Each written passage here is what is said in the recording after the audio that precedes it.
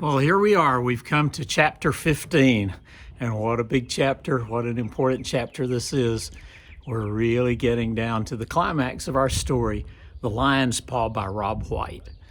I think every year that I read this to my students over the many years since 1970, the first time I read it, I think that reading this chapter has been one of the highlights of my school year. And so I'm going to enjoy reading it to you today, and I hope you enjoy it as much as I did.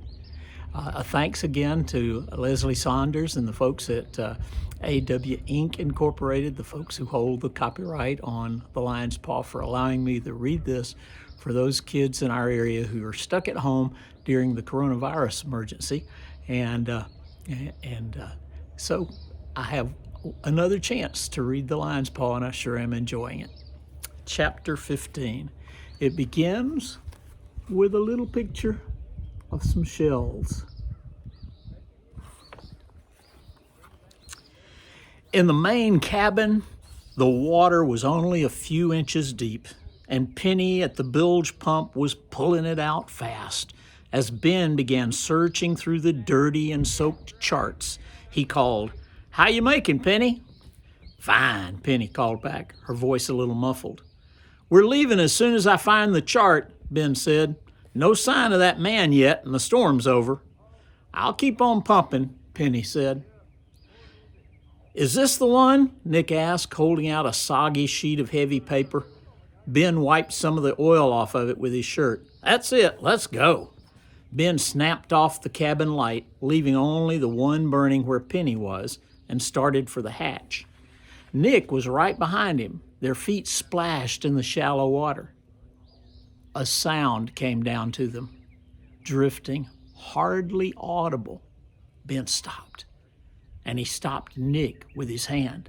They stood in the darkness, not breathing, not moving. The sound came again. It was like something clawing at hard wood. It went on for a few seconds, stopped, and then they heard a dim, muffled splash. "Get Penny," Ben ordered. Nick, trying not to splash, went forward. "Penny," he whispered, "come quick." Penny came out of the cabin, her clothes dripping water loudly into the water on the floor. "The light!" Ben's whisper floated back to them. Penny snapped off the light. "What's the matter?" she whispered. "I don't know," Nick said. "We heard a noise." Together they waded back through the cabin to stand beside Ben. "Did you hear it again?" Nick asked. "No." Ben stooped to the toolbox, and with both hands, feeling, he silently got out a Stilson wrench, a big ball-peen hammer, and a heavy-handled screwdriver. "If it's the man," Ben whispered, "he's not going to stop us now. I don't care what we have to do. Penny, you stand over there against the bookcase. Nick, you get under the table. I'll be over here. When he comes in, let him have it. Penny, you swing right at his middle. I'll try for his head. And Nick, you whack him across the shins. Keep pasting him until we get him down, then jump him." Then Ben said slowly, "We're leaving here. Nothing's going to stop us this time." In the cabin, there was no sound except their soft breathing. Outside, the wind was now blowing gently. The waves against the hull of the boat made little lip-lapping sound. Then they heard the scrabbling noise again. Now it was clearer, like fingernails scratching on wood, and there was, this time, no splash when the scratching noise stopped. They waited, holding their breaths. On deck, something thumped again. Water dripped on the wood with a clear, sharp, wet sound. Someone began to walk very slowly toward the cockpit. Ben gripped the wet, oily handle of the wrench and measured his distance against the doorway into the cabin. The man was very tall. He would have to stoop to come through the door. As he was stooped over, Ben would bring the wrench down. Penny would swing the hammerhead into his ribs. Nick would lace his shins with the butt of the screwdriver. The footsteps on deck were soft, furtive, and the passage of whatever moved up there was more marked by the sound of dripping water. Ben, standing ready, listening, began to feel strange, as though his body were weightless. He felt as though he were floating. As he stared at the closed door leading into the cabin, he could just make out in the growing light of dawn the sharp edges of the frame, the dull shine of the brass knob. But as he stared at them, they began to swim in his vision, to expand, to curve and contract. The doorknob bulged out like a balloon and then shrank and became only a pinpoint of brassy light. Ben's whole stomach began slowly to move, to roll inside the cavity of his ribs. It rolled up against his diaphragm so that he could hardly breathe, then rolled down, feeling as though it were sucking his heart down. His knees seemed to become watery and then to tremble. They continued until, in a horrible surprise, he heard them slapping against each other, the wet skin making a clear noise. And yet he felt no fear. He had no desire to run, no desire to put the wrench down and let the man enter unharmed. He wanted him to come below, to come into the cabin, to stoop and come through the door and get it. The sound of the dripping water, the soft sound of the footsteps came slowly, step by step, down the companion ladder. And then Ben heard the breathing. The sound of it came even through the closed door, and it was the breathing of a man who had just exerted himself greatly. It was slow, deep, almost painful breathing, as though the man were gulping the air. Ben heard Nick make a tiny noise as he got ready. He heard Penny's breath come out in a soft, low sigh. The doorknob made an extremely faint metallic rattle as it was touched on the outside, but for a long time it did not turn. And as Ben stared fixedly at the round, dull shine, it began to fade again in his vision. Ben blinked his eyes. The knob turned slowly, but without hesitation. The door swung steadily open, framing a growing rectangle of the gray light of dawn. A very tall, very thin man stooped and stepped over the threshold. The trembling of Ben's knees stopped, the roiling of his stomach ended, and his vision became clear. He felt cold inside and solid, and his grip on the handle of the wrench was strong as his muscles gathered to bring it crashing down on the man as he was stooped over, one foot in the cabin, the other swinging forward.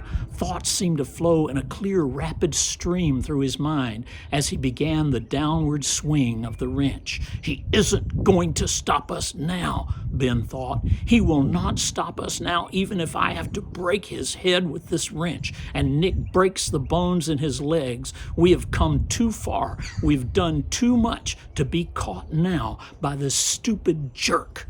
He will not stop us. The wrench was swinging down. In the silence, Ben heard a faint hiss of water from Nick's direction, the brushing of cloth from where Penny was standing in the deep shadow. "Skipper?" the man said in a clear, steady voice. The wrench fell out of Ben's hands. He saw it falling down through the gray light, and it seemed to fall forever, down and down. Then it hit the film of water on the floor with a clear splashing and a dull thump. Then Ben saw his own arms coming slowly down, his fingers still curved as though gripping something. "Ben," the man said, his voice louder. Ben tried to say something, but he could not force the sound past the constriction in his throat. He tried to reach out his hand, but he couldn't move. He could only turn his eyes as he watched the thin man, the big hand, reach toward the bulkhead. The light blazed on in the cabin. For an instant, Ben saw everything clearly. Nick was crouched under the table, the screwdriver back ready to swing. Penny had the hammer far back and was staring at the man's face. Then, fighting with all his might against it, Ben began to cry.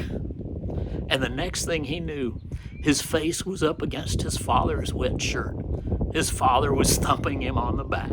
His father's arms were tight around his shoulders. "Skipper," his father said in a low voice. "Skipper." And that is the sound of the automatic fish feeder feeding the fish in the lake here. And it should stop making noise in just a little bit. Yes? Do you think that might be enough? Well, maybe we can go on. Ben still couldn't talk, and he hated the wet, blubbering noise he was making. Slowly, as Penny realized who it was, she began to cry too. Nick came out from under the table, looking hard at the tall, thin man in a wet khaki uniform, patting Ben's back, and waded through the water to stand close beside Penny. When she reached out and took his hand, Nick instantly burst into tears. Finally, the man turned Ben loose. He laughed, his voice choked up, and said, well, I never saw a warlike scene get so wet so quick. Who were you going to murder? He looked at Penny and then at Nick. The man, Ben said, still sobbing and trying to stop it. The thin man. Then Ben said, Dad. What is jumping in the water? Ooh, somebody's having fun out there. Yeah. Jumping, jumping, jumping.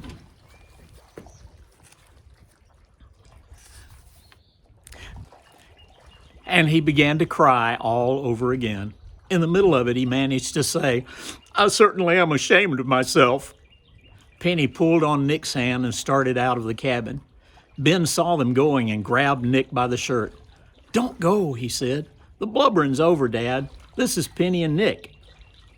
Nick had never seen such a big hand as the one that reached out and took his, but the arm was thin, the skin over the bones so thin he could see the bones moving. I've heard a lot about both of you, he said, from Uncle Pete. How'd you find us, Dad? Ben asked. Oh, brother, he said, when you decide to disappear, you do a whacking good job of it. I've been looking for you for a week. Pete swore you were on the East Coast, that he had a letter from you in Miami.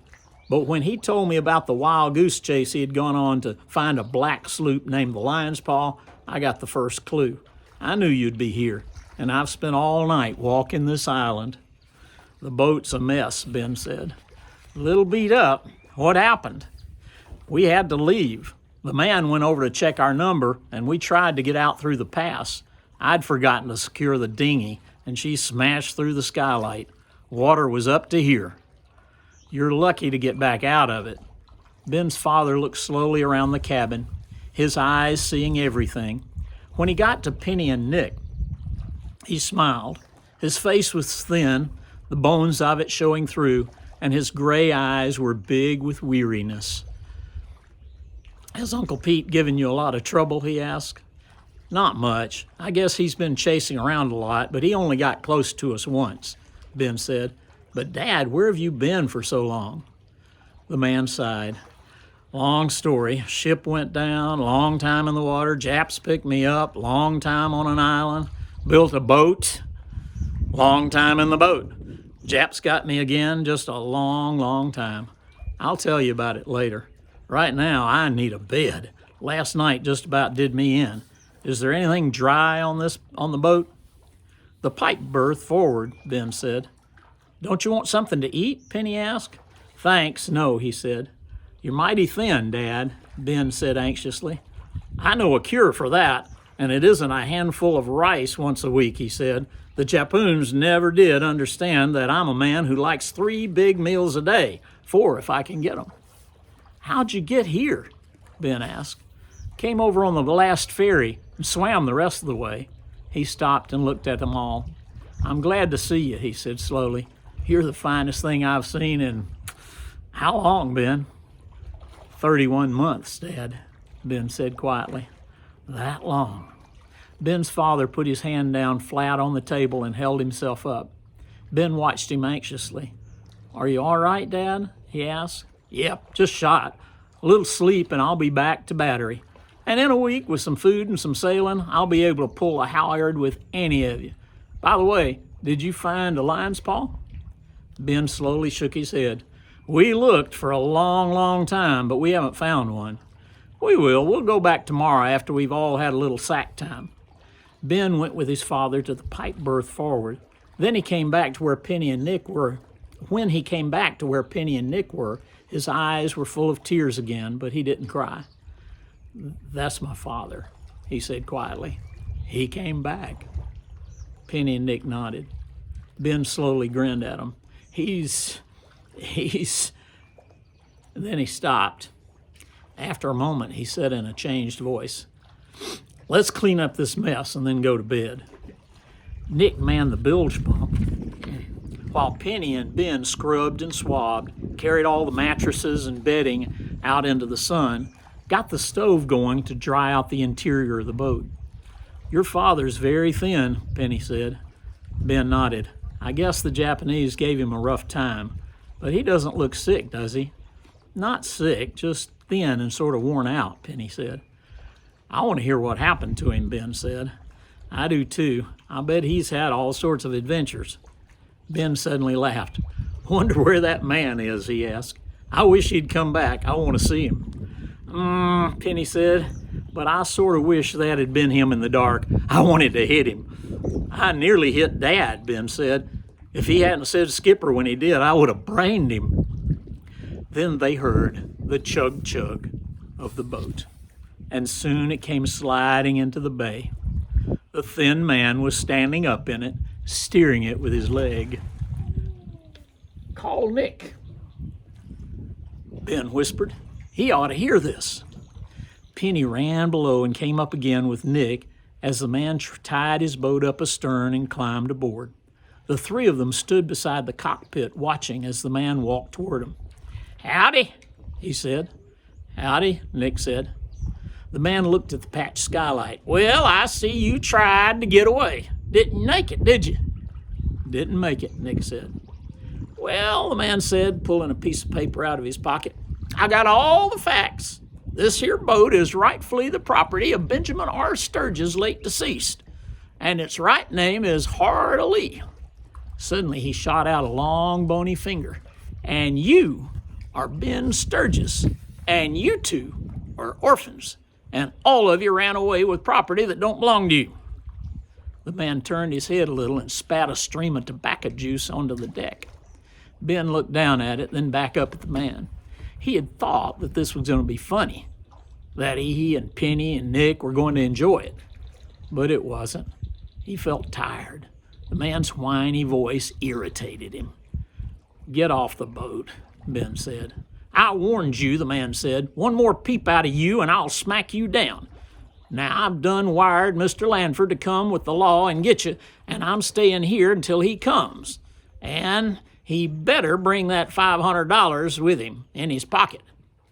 Ben said, my father is aboard now. He's asleep and I don't want to bother him. But if you don't get off the boat, I'll have to call him. The man laughed. I know all about your father. He got killed in the war. Then the man suddenly reached out and grabbed Ben by the open collar of his shirt and jerked him forward, Ben's feet stumbling over the combing. With his face about an inch from Ben's, he said in a low, mean voice, So button your yap before I smack it shut. Nick and Penny were both moving toward the man when from the companionway a voice said, What the devil's going on here? The man turned Ben loose. Ben turned and watched his father come slowly up the companion ladder. He was holding onto the rail with both hands and almost dragging himself up. His face was broken up with weariness, and his eyes looked half asleep. Who are you? He asked the man. Mister, the man said, I don't want no trouble out of you. These are runaway kids, and there's a reward up for them, and I aim to get it. Now stand where you are, for the law will be here in a little while. Ben's father's voice was tired and low as he said, "Get off the boat." The man took a step toward him.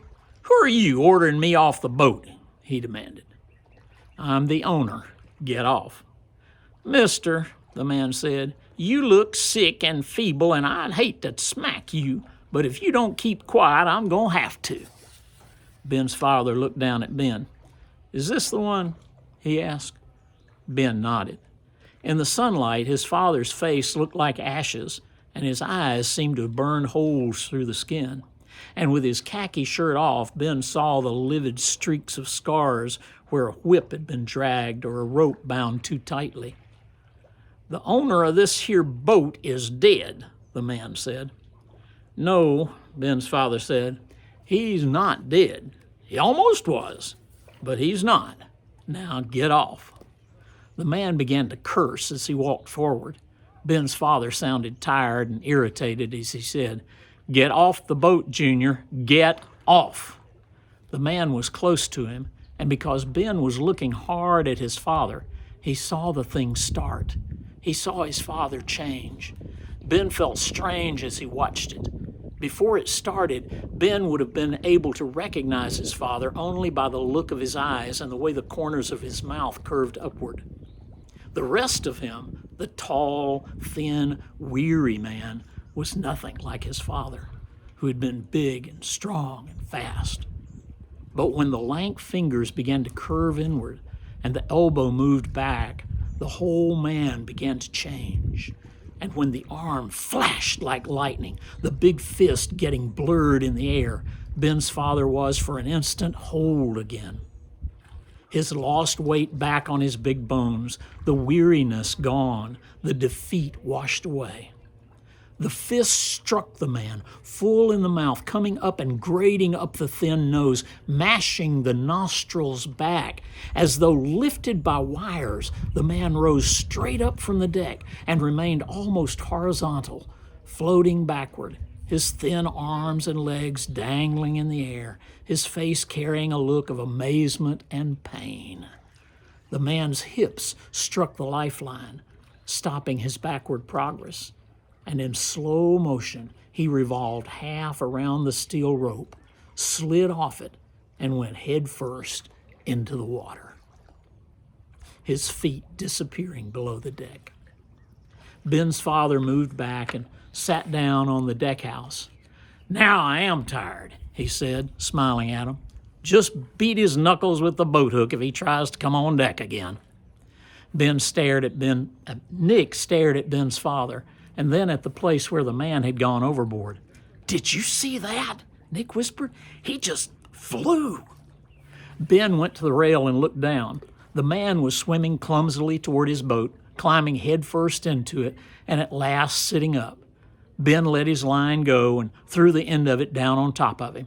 "Shove off," Ben said, "and don't come back." As the man's boat drifted away, they could hear him yowling and cursing and making huge threats. Nick went over to stand in front of Ben's father. "What did you hit him with?" Nick asked. Ben's father laughed. "I feel better," he said, "and a little hungry. How about it, madam?" "Me?" Penny said. I'll cook," Nick said. "We'll all cook," Ben's father said. "Come on." They went down the companion ladder, and into the main cabin. All the water had been pumped out, but there was still a film of oil over everything, and the deck was littered with junk. Nick's seashells were scattered all over one half and Ben's father's over the other half. There were clothes and shoes and soggy lumps, waterlogged books and papers, tins of food and charts. As they started to cross it to the galley, Ben's father stopped, held them back with his outspread arms. "Look at that," he said, pointing. On the floor, splashed with oil, was a seashell the size of Nick's hand.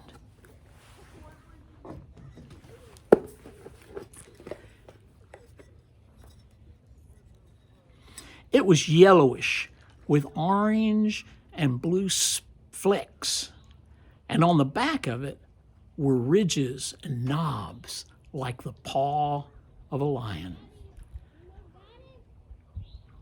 Ben and Nick and Penny stared at it. Where'd it come from? Ben asked in a whisper. Nick went over, squatted down on his haunches, and peered at the shell. Oh, yeah, he said.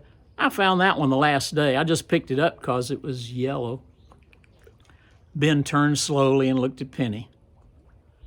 You remember? He asked, his voice low. He'd come back when we found it? Penny nodded.